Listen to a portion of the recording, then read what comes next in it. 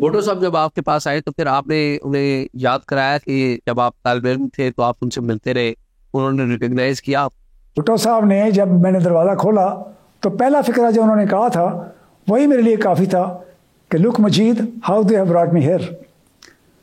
फिर सिहाला में जब वो आते थे तो पहले मुझे मिलते थे और नाम से मिलते थे कि मजीद ये जो आपस में बातें करते हैं ये मुझे बताया करो। गोया भुट्टो साहब ने 3-4 दफ़ा जो मुझे मिले हैं मेरा नाम लेकर मुझे बुलाया, वो मुझे अच्छी तरह जानते थे कि मैं कौन हूँ, मेरा किन के साथ ताल्लुक़ है। ये बताइए कि भुट्टो साहब की जब शुरू में आए 78 में सुप्रीम कोर्ट में भी केस की समाअत थी जिसमें आप ज़ाहिर उनको लेके जाते थे जेल के साथ, और उनकी मुलाकातें भी शुरू में आती थी, तो कौन कौन लोग ज़्यादा मुलाकातों के लिए भुट्टो साहब से आते थे? जो उनकी रेगुलर मुलाकात होती थी लायर्स के साथ होती, उनमें दोस्त मोहम्मद अवान साहब, गुलाम नबी मेमन साहब और जया मुख्तियार साहब, ये रेगुलर आने वाले मुझसे थे। और एक आध दफ़ा हफीज़ लाखू साहब भी आए हैं। और 15 दिन में एक दफ़ा बेगम नुसरत भुट्टो साहिबा और एक दफ़ा बेनज़ीर साहिबा आया करती थी। एक दफ़ा उनकी मुलाकात उनकी पहली बेगम अमीर बेगम साहिबा ने भी की है। फिर हफीज़ पीरज़ादा साहब भी एक दफ़ा उनकी मुलाकात पे आए हैं। भुट्टो साहब के बारे में इतला है कि उन्होंने राना शेख नाम की खातून से भी खुफिया शादी कर रखी थी, क्या वो भी कभी मुलाकात के लिए आई? में ऐसा कभी ना कोई वाक़या हुआ है, ना किसी को पता था। कोई ऐसी बात वहाँ पे निकली नहीं, ना किसी ने सुनी थी। बाद में ये बात निकली है, उनके होते हुए किसी ने ये बात की ही नहीं। अच्छा, भुट्टो खाते क्या थे? क्या जेल मैनुअल के तहत बना हुआ खाना खाते थे या खाना घर से आता था? गिनी चुनी सी उनकी ग़िज़ा होती थी, छोटा सा फुल्का होता था। बीन्स उनको बहुत पसंद थे, कीमा उनको पसंद था।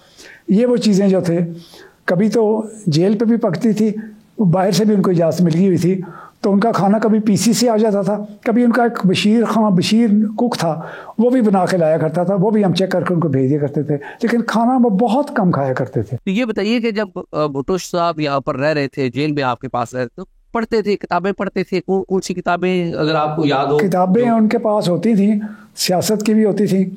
उनका एक ट्रंक था जिसमें वो किताबें थी, तो वो ज़्यादा वही पढ़ते थे। उनके पास रिसाले भी आते थे, टाइम्स रिसाला आता था, हेरल्ड आता था, अखबार भी उनको अंग्रेज़ी की भी मिल जाया करती थी, वो पढ़ लिया करते थे। एक दफ़ा एक मैगज़ीन आया था जिसमें जुल्फ़िकार अली भुट्टो की और ज़िया साहब की तस्वीर थी बनी थी, उसमें आपसे भी कोई मुकालमा हुआ था? ये क्या वाक़या? ड्यूटी पे बाहर सहन में बैठा हुआ था। भुट्टो साहब चूँकि बहुत मेरे साथ अच्छे अंदाज में गुफ्तगू किया करते थे, मैं भी उनकी रिस्पेक्ट पूरी करता था। तो उन्होंने पूछा बाहर ड्यूटी पे कौन आया? उन्होंने कहा जी मजीद कुरैशी आया है।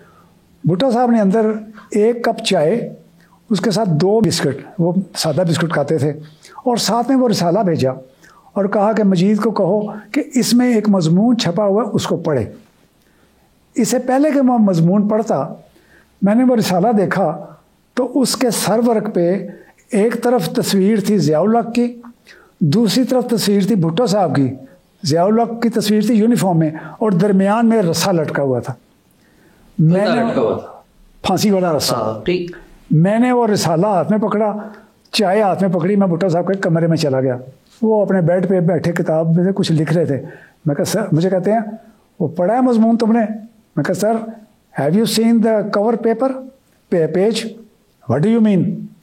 मैं कहा सर, बंदा रस्सा 1, बंदे 2, and what is to go? You are a politician, make some way. तो भुट्टो साहब थोड़े से अपसेट हो गए, तो मैं वो रिसाला वहीं पे दे के मैं बाहर आ गया। ये बात मेरी उनसे हुई थी।